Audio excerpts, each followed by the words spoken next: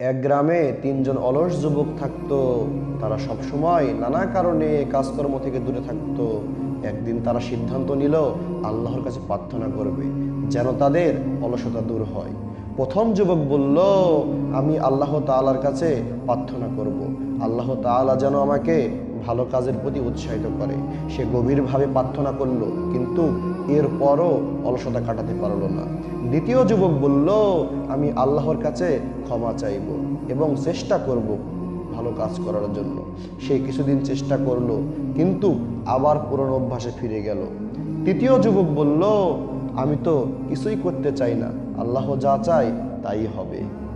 তার এই দৃষ্টিভঙ্গি আরো বড় সমস্যায় ফেলে দিল। একদিন তারা এক বুড়োর কাছে গেল, গিয়ে বলল, আমরা কিভাবে অলসতা থেকে মুক্তি পাবো?